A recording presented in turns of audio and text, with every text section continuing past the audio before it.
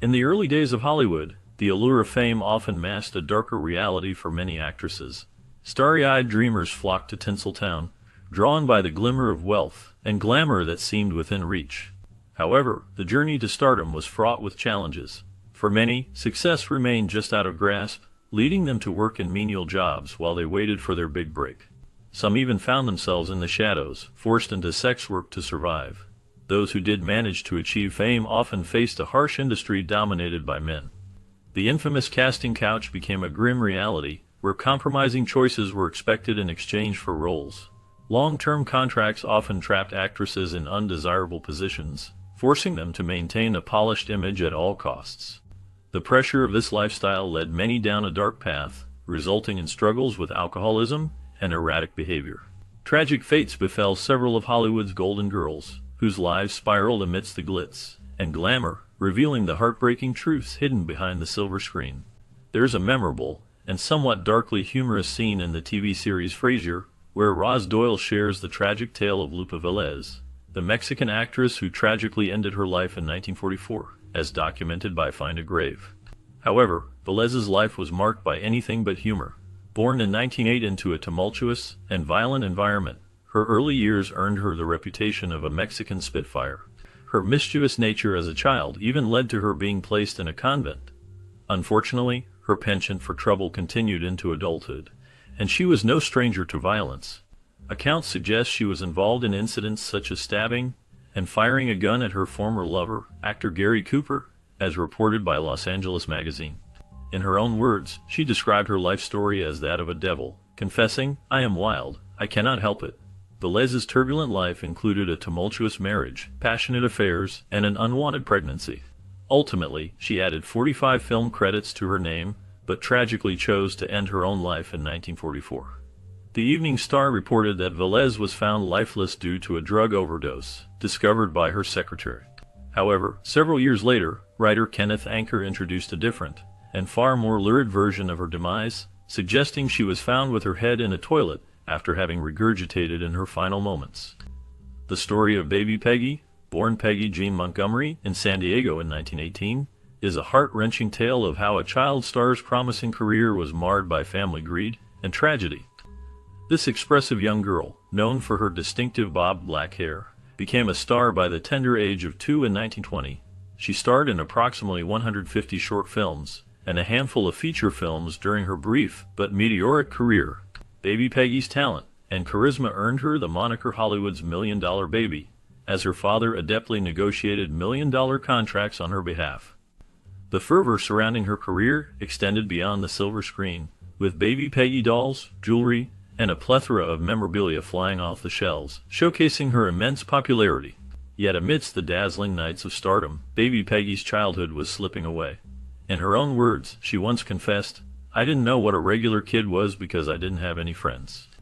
The relentless demands of show business left her with no semblance of a normal childhood. Tragedy struck when her career abruptly came to an end in 1924 due to a salary dispute between her overambitious father and a producer, leading to the cancellation of her contract. The financial woes continued as her parents discovered that her grandfather had stolen all of her hard-earned money, leaving her penniless. In a bid to revive her career, Peggy tried her hand at vaudeville, but the family's extravagant lifestyle crumbled in the face of the Great Depression. Their Wyoming ranch, once a symbol of opulence, was lost, and the family's fortunes dramatically reversed. Undeterred by adversity, Peggy transitioned into a different role within Hollywood, working as an extra during the 1930s. However, her true passion lay elsewhere. She reflected, "At 8 years of age, I was determined to become a writer." And so she did, rebranding herself as Diana Sarah Carey. She authored at least 5 books before passing in February 2020. It's time to set the record straight regarding one of Hollywood's most enduring myths. Despite persistent rumors and claims, actress Frances Farmer of the 1930s did not undergo a lobotomy during her tumultuous life. The truth, as clarified by sources such as KCET, reveals that Farmer found herself in a precarious situation in 1943. She was arrested at the renowned Knickerbocker Hotel for unpaid DUI fines and was reportedly discovered in a distressed state, disrobed, and in the midst of a manic episode fueled by alcohol. Understandably, her behavior during this incident made her less than cooperative with authorities. Subsequently, in 1944, as reported by the Evening Star, Farmer's mother took the difficult step of having her committed to Washington's Western State Hospital. Her stays there were intermittent, spanning until 1950. In a revealing episode of This Is Your Life in 1958, Farmer herself spoke candidly about her struggles, attributing them to a nervous breakdown. She asserted that she emerged from this challenging period without ever undergoing a lobotomy. Afterwards, she deliberately chose a life of relative obscurity. History links corroborate that Farmer continued to grapple with alcoholism and her inner demons, leading to intermittent setbacks even as she made brief returns to television. Her tumultuous journey persisted throughout her life. However, it wasn't until 8 years after her passing in 1970 that writer William Arnold introduced the false narrative of a lobotomy in his biography of the actress. Fortunately, as All That's Interesting confirms, Arnold's account was discredited in 1983. Her legacy endures, even receiving musical homage on Nirvana's 1993 album In Utero. With a song titled Frances Farmer Will Have Her Revenge on Seattle. Long before Marilyn Monroe captivated the world, Jean Harlow stood as the original blonde bombshell of Hollywood's golden era. However, her story delves deeper than just her glamorous persona. It reveals the complex dynamics with her mother. Harlow's mother had dreams of being an actress herself. When those dreams faded, she saw potential in her daughter and pushed her toward stardom. Born Harleen Carpenter, Jean's life took a significant turn during a visit to Fox Studios. There, she introduced herself as Jean Harlow, a name that would become a symbol of allure and glamour. Initially, her interest in acting was mild, and she even eloped at just 16. Yet by 1928, her passion ignited, leading her to leave her husband and pursue an extraordinary career that spanned 43 films in nearly a decade. Despite her success, Harlow faced numerous hardships. The mysterious death of her second husband in 1932, and her relationships with married men often made headlines. Childhood illnesses like meningitis and scarlet fever left their toll, alongside an emergency appendectomy and rumors of her puffy appearance linked to drinking. During the filming of her last movie, Saratoga, she battled severe sunburn, a throat infection, and influenza. Her health deteriorated rapidly, culminating in a diagnosis of kidney failure. The world mourned the loss of the original blonde bombshell, whose light dimmed far too soon at the age of 26. Born to a struggling chorus girl in the 1890s, Gladys Brockwell's life was marked by both early promise and tragic end. By the age of 3, she was already performing on stage, showcasing her talent at a young age. In 1913, she made her film debut in The Rattlesnake, quickly catching the attention of Fox Studios, which recognized her multifaceted abilities and brought her onto their roster. Her dedication to her craft became evident as she transitioned to full-length films in 1917, a pivotal moment that set the stage for her rising stardom. However, her personal life was often tumultuous. In 1918, she made the difficult decision to divorce her husband, Robert Broadwell, revealing in court that he never took her out anywhere, hinting at the emotional strains within their marriage. Despite these challenges, her career flourished, highlighted by her leading role in Lights of New York in 1928. The year 1929 brought tragedy when she took a ride with advertising executive Thomas Brennan. Their car skidded off the road and plunged down an embankment, resulting in a catastrophic accident. On July 2nd, she succumbed to her injuries, leaving behind a legacy that was cut far too short. While some reports suggest she was buried, records indicate that her ashes were entrusted to her mother, a somber end to a life filled with talent and promise. Marion Davies' journey to becoming a legendary silent film star was marked by both talent and scandal. Despite struggling with a debilitating stutter, she was on the path to stardom when she met newspaper tycoon William Randolph Hearst in 1917.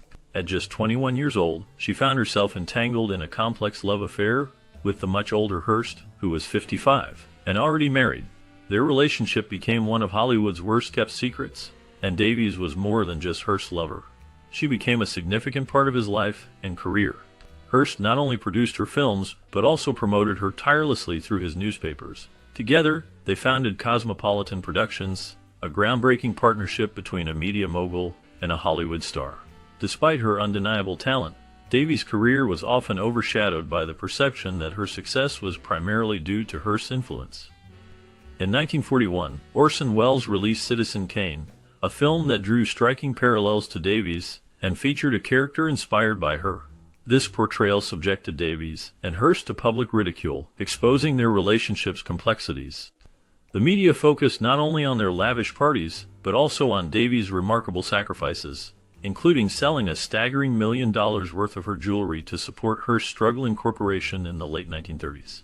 Her loyalty, however, did not guarantee her recognition. When Hearst pushed for her to receive an Academy Award nomination for her role in Peg of My Heart, the Oscars did not respond favorably, and she never received another nomination. As her career began to wane, Davies turned to drinking to cope with her fading stardom. Tragedy struck again when Hearst passed away in 1951. The LA Times reported that his family took drastic measures to erase his memory from Davies' life, forcibly removing photographs of him with her.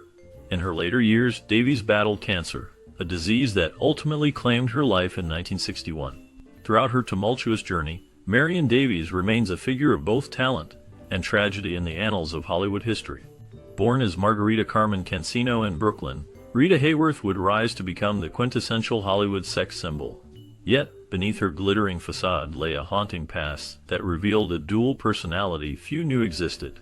As a child, Rita endured a painful upbringing, facing verbal berating, physical beatings, and even sexual abuse at the hands of her vaudeville star father. These dark secrets would leave deep scars on her psyche, hidden behind her dazzling smile and enchanting allure that captivated audiences worldwide. By the age of 12, she was already an accomplished dancer, laying the groundwork for a career that would redefine Hollywood. She became the first actress to share the screen with legendary dancers like Fred Astaire and Gene Kelly, solidifying her status as a cinematic pioneer. In the 1940s, she emerged as one of the first pin-up girls, embodying desire for a generation. Her personal life was tumultuous, marked by 5 marriages and numerous affairs in a desperate search for love. Perhaps the most astonishing chapter was her marriage to a prince, making her the first American actress to enter royalty's inner circle. Later in life, she became the first prominent celebrity to raise awareness about Alzheimer's disease. Her filmography, spanning from 1934 to 1972, reflects her enduring talent. However, the Rita Hayworth known to the world was a carefully crafted facade shaped by her father and the portrayals of her husbands. In her twilight years, a stark contrast emerged. Those who encountered her, like actress Shelley Winters, were baffled by the sight of Rita hidden beneath layers of coats, weeping at a Hollywood party. This served as a poignant reminder that the woman who stepped in front of the camera was different from the one hiding in the shadows. Tragically, Rita's battle with Alzheimer's began in 1971, leading to her diagnosis in 1980. She succumbed to the disease in 1987. Born as Barbara Lee Redfield in 1927, Barbara Payton became a striking example of how fame can be both alluring and destructive. After her early marriages, she caught the attention of Universal Pictures in 1948. The glamour of Hollywood drew her in, and she quickly found herself surrounded by nightclubs, high-profile relationships, and reckless decisions. One notable incident involved her affair with the married comedian Bob Hope, which resulted in her being fired from Universal. Despite this setback, she continued her career by signing with Warner Brothers, appearing in 14 films between 1949 and 1955. However, beneath the surface of her glamorous life, Barbara's world was spiraling out of control. Her tumultuous love life saw her marry actor Franco Tone, and later, a fisherman named Tony Provas, both marriages ending in divorce. Struggling with alcoholism, she faced numerous personal challenges, including bounce checks, and a shocking episode in 1962 when she was found sleeping on Sunset Boulevard in just a bathing suit and a coat. Robert Polito, a bartender turned writer, vividly remembered her as a shadow of her former self, stumbling into a bar and sharing her thoughts with anyone willing to listen. These conversations were later transcribed for her autobiography, ghostwritten by Leo Guild in 1963. Tragically, just 4 years later, Barbara Payton's tumultuous journey ended when she was found dead at her parents' home in San Diego. Known for her striking beauty and unique style, Elizabeth Short, famously referred to as the Black Dahlia, had a deep connection to the color black. This affinity was evident in her dark hair and the elegant dresses she often wore, frequently adorned with dahlias, which ultimately led to her haunting nickname. However, beneath this captivating exterior lay a life filled with hardship and turmoil. Her early years were marred by tragedy when her father abandoned the family when she was just 5. He later staged his own death, an incident that added to the chaos of her upbringing. Growing up in difficult circumstances, Elizabeth faced health challenges, including asthma, which further complicated her youth. Despite these struggles, her love for the color black became a symbol of her independence in a world that had been unkind to her. With dreams of stardom, she moved to California, encouraged by her father's offer of a place to stay.